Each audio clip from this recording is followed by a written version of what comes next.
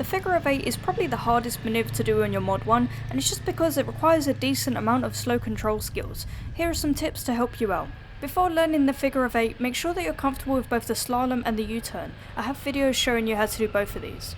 The figure of 8 essentially combines these two manoeuvres, so it's important to be able to do both comfortably.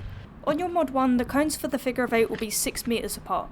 I've put mine 4 parking bays apart, which is actually a bit wider than that, it's about 8 meters, so if you want to practice how your mod 1's going to be, put the cones about 3 parking bays apart.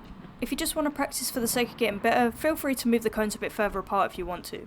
The biggest tip for the figure of 8, and it's really essential that you look where you want to go.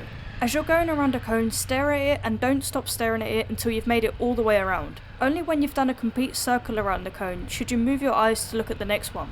And when you're staring at the cones, you should really fixate on them. Don't let your eyes wander around the floor because you won't complete the turn.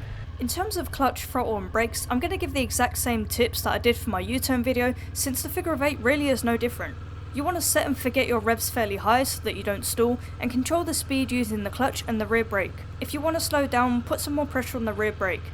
If the bike wants to stall, pull the clutch in just a few millimeters. You never really want your clutch to be all the way in or all the way out. It's always going to be somewhere on the biting point or the friction zone, depending on what you call it. You don't need to turn your handlebars full lock for this, and I'd recommend not doing so until you're very advanced and you can do very tight turns. Every time I dropped or almost dropped my bike during my training, it's because I was turning the handlebars full lock and I didn't need to. For your mod 1, you can take as much space as you need to for the figure of 8s, as long as you don't touch any of the cones, so don't feel like you need to do the circles super tight or anything. The cones from the slalom will still be on the floor, and you can use the space in and around the cones, just don't accidentally hit them or kick them. In terms of speed, I found about 6 miles an hour to be the sweet spot. Slower is a bit more difficult, and faster makes the circles very wide. If you mess up your line coming off of one cone, it can make it a little bit hard to line yourself up properly for the next turn. You want to try and keep the circles the same size, so don't do a very tight turn around one cone and then a very wide one around the second, because it's going to be hard to set yourself up nicely for the next cone.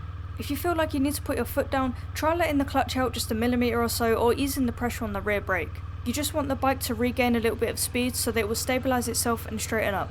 If you're steady with your controls, the bike isn't going to fall over on you. Honestly, as intimidating as figure 8s look, there's not much to say about them once you're good at U-turns and slaloms. It's a really scary manoeuvre to do when you first start loading because it just always feels like the bike's about to fall over, but honestly it's not. Once you trust the bike a little bit and just use your slow control skill, your throttle, clutch and brakes, you will nail this one and it will become quite easy. I'll let you guys go before I make you too dizzy. Safe riding, and I'll see you in the next one.